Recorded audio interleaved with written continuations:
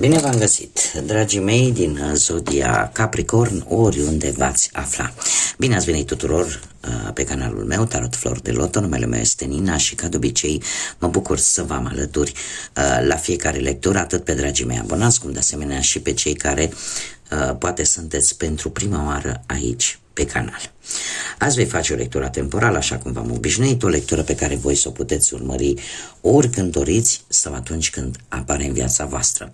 Desigur, dragii mei, nu uitați un aspect important și anume faptul că voi vă construiți propriul viitor, așa că vă rog din suflet să luați decât acele mesaje care rezonează cu voi, iar restul lăsați-le să zboare în univers, pentru că sigur sunt pentru alte energii, pentru alte persoane care, într-o mai mică sau mai mare măsură, au o legătură cu zodia Capricorn. Așa că, dragii mei, toți cei care aveți Soare, Lună, Venus, Ascendentul sau oricare alt aspect astral important pentru voi din harta voastră natală și care are legătură cu zodia Capricorn, atunci această lectură este de asemenea și pentru voi. Și am decis să folosesc ca primă introducere în această lectură această carte magică și să o întrebăm care este energia, dragilor mei, din Capricorn în acest moment în care voi urmăriți această lectură.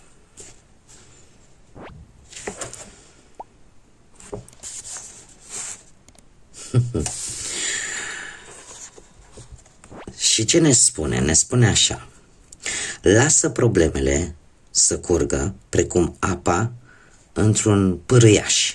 Și aici avem râsul izvorașului, pârâiașului, da? Deci lasă ca problemele tale să curgă precum apa într-un izvor.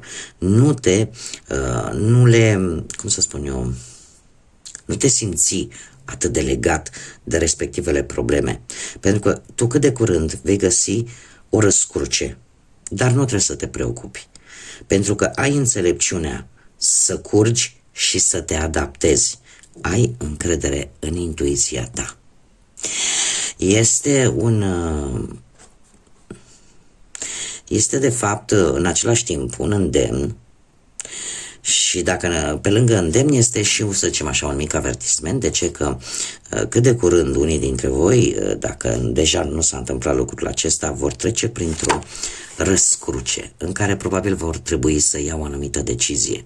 Iar cartea magică mie îmi spune că ar trebui să vă folosiți, să vă lăsați ghidați de către intuiție foarte mult în această perioadă sau în momentul în care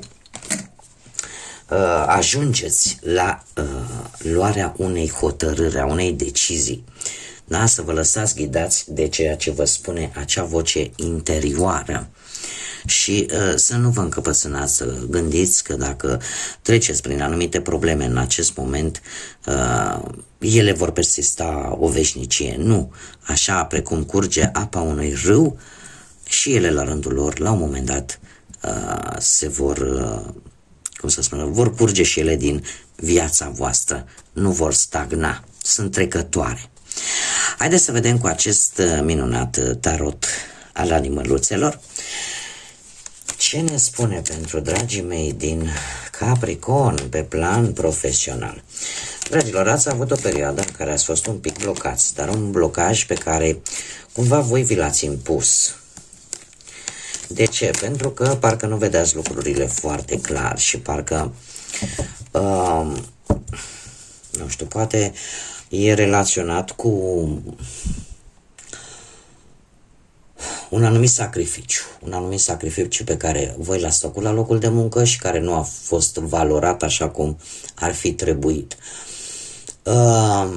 Unii dintre voi ați stat o bună perioadă de timp în așteptare, cu credința că poate ceva se va schimba, poate la locul de muncă, da? Unde voi vă desfășurați activitatea, aveați așa stări în care ziceați: domne, acum plec, dar ce fac? Parcă nu e bine. Da, deci a fost un blocaj mai mult impus. Orică stați și v-ați gândit: domne, cât pot să mai stau să aștept? Că nu e bine, în locul ăsta nu este bine, cât mai stau să aștept? Trebuie să vă spun cu acest as de primăvară că în acest moment mulți dintre voi v-a apărut o nouă șansă foarte bună.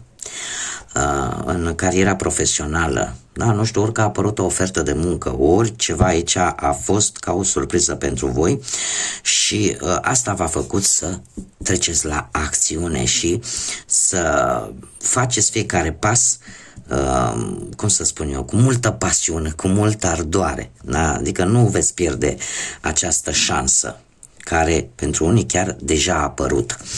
4 de iarnă vine cu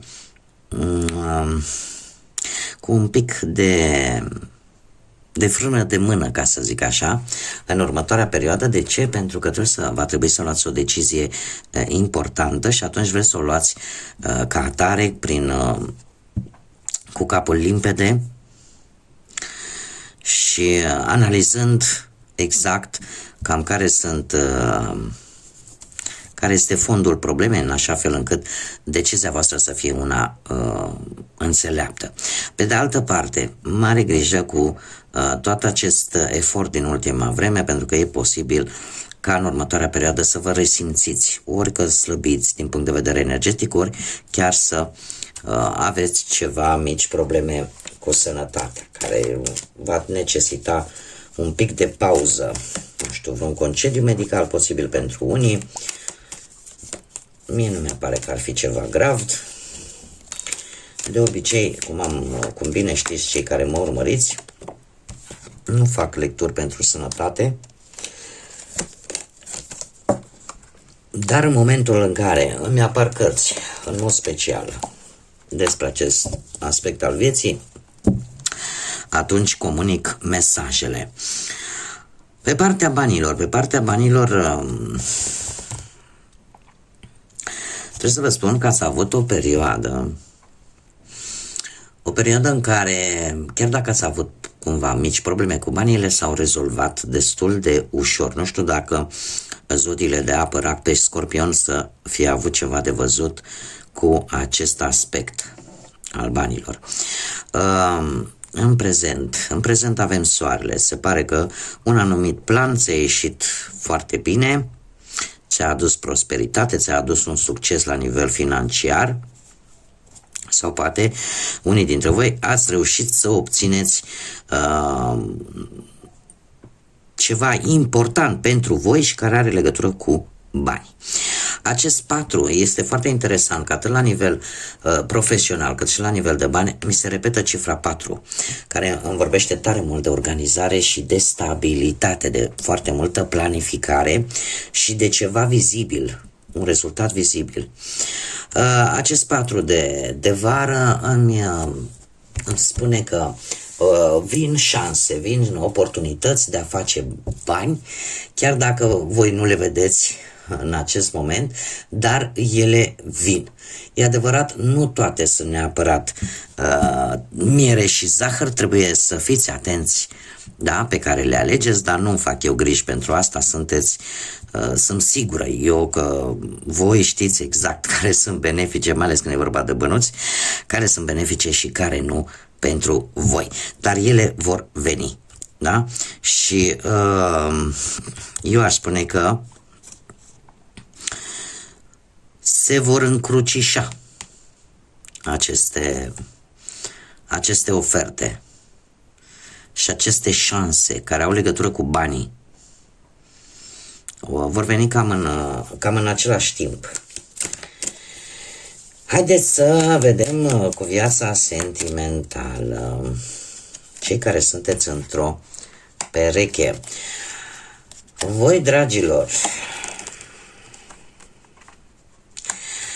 aș spune că ați traversat o perioadă cu acest 7 de primăvară în care anumite persoane, orică din invidie, din gelozie poate, habar n-am, din N motive, au încercat oarecum să vă destabilizeze relația voastră. Este cineva la distanță care e posibil să fie adus anumite complicații în relația voastră.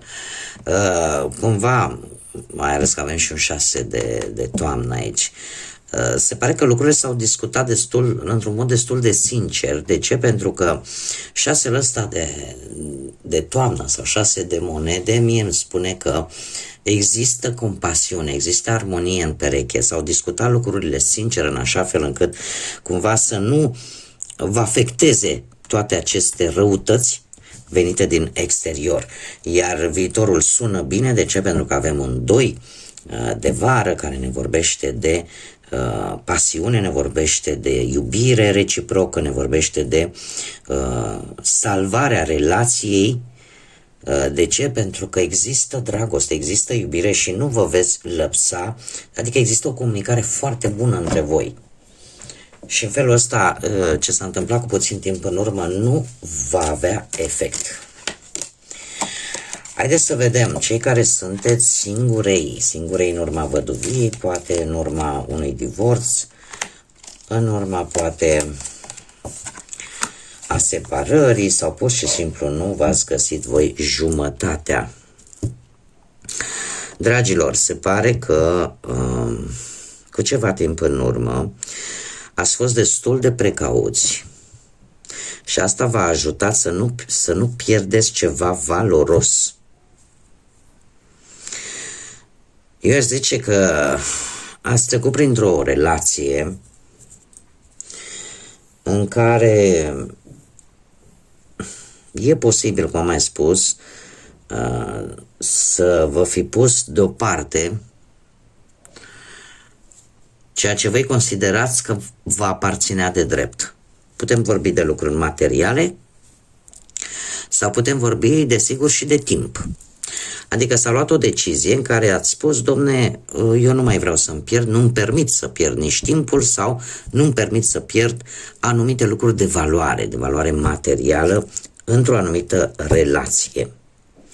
Și se pare că ați fost destul de conștienți vis-a-vis de acțiunile pe care voi le-ați făcut sau poate ați descoperit că se făceau tot felul de lucruri pe la spatele vostru, iar lucrul ăsta nu v-a plăcut deloc. Ei, avem chiar cartea care vă reprezintă pe voi. Hei, dragilor,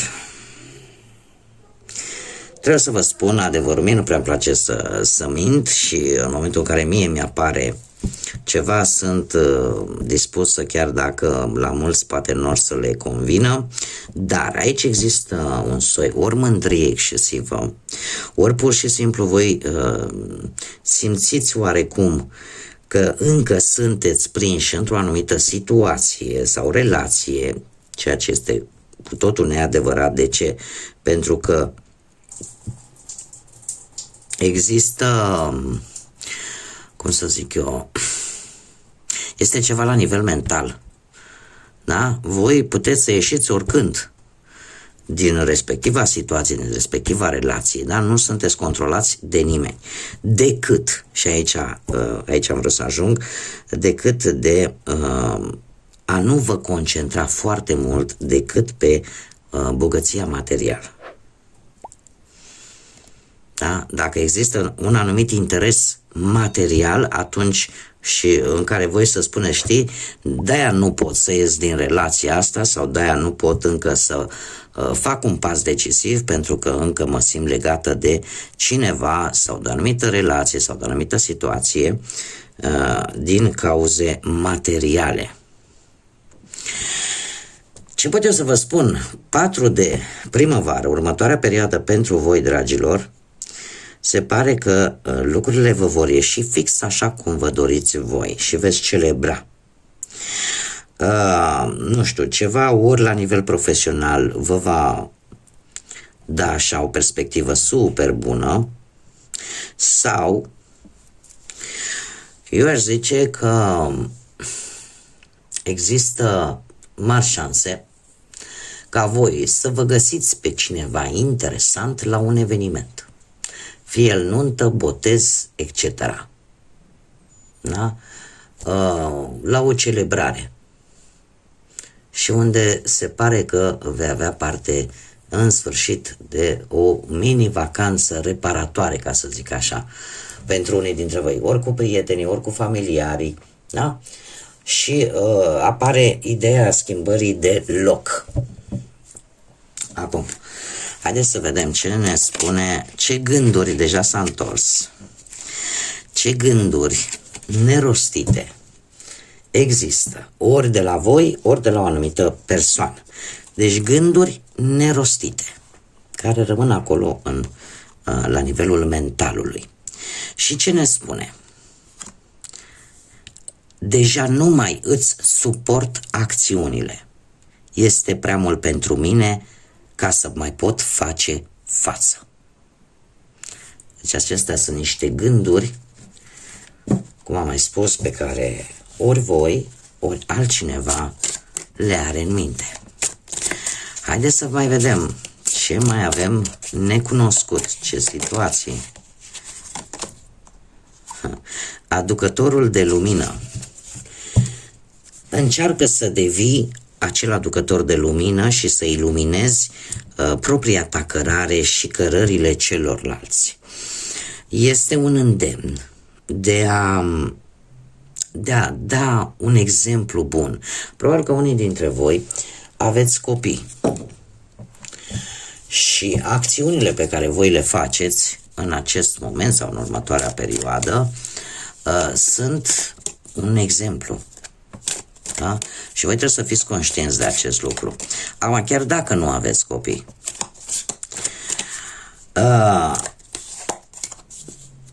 este un moment sau veți trece printr-un moment în care acțiunile voastre sunt urmărite nu numai de către, sau cum să spun eu, prezintă interes și altor persoane. Sunt și alte persoane interesate de ce veți face voi. Da? Așa că gândiți înțelept, nu vă grăbiți când luați decizii, pentru că pașii pe care voi îi faceți sunt urmăriți.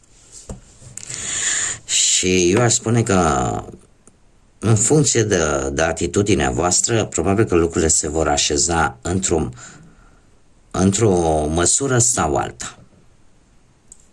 Așa că îndemnul este să fiți cât mai pozitiv și să faceți în așa fel, să faceți lucruri pozitive. E ceva de genul o mână care spală pe alta. Avem firele, țese acele fire ale propriilor tale vise. Gândurile tale vor crea propria ta realitate. Exact cam ce spuneam, în funcție de cum gândiți, în funcție de cum acționați și cum veți acționa în următoarea perioadă, lucrurile se vor mișca într-o manieră pozitivă sau negativă. Mare atenție! Da? Așa că ideal ar fi să, chiar dacă poate vi s-a făcut rău, să nu răspundeți cu rău. Trebuie să vă spun că întregul an pe care îl traversăm, chiar dacă aceasta este o lectură atemporală, ea este pentru anul 2025. Și atunci trebuie să vă spun că anul 2025, încă de la început, este un an karmic, este un an în care au loc foarte multe transformări și în care trebuie să fim atenți cum ne așezăm, da? Sau ce semănăm, pentru că asta vom culege. Cer scuze. Da? Bun, dragii mei, aceasta a fost lectura pentru voi. Eu vă mulțumesc din suflet pentru atenție, mulțumesc tuturor pentru aportul pe care vi-l aduceți de fiecare dată prin like-uri, comentarii și distribuiri. Sunteți minunați. Desigur că de fiecare dată vă îndemn să continuați cu toate aceste mici gesturi, dar atât de importante, cărora eu vă mulțumesc din suflet. Cei care încă nu s-au abonat, îi aștept cu mare interes, cu mare drag să o facă, să ne întâlnim aici împreună la fiecare lectură. Până data viitoare, când ne vom reîntâlni, numai bine vă doresc să aveți parte de tot ce e mai bun, de multă liniște sufletească, în așa fel încât lumina divină să vă umple așa mințile și sufletul și să puteți lua deciziile cele mai înțelepte. Până data viitoare când ne vom reîntâlni, numai bine vă doresc și desigur să fiți iubiți, dragilor.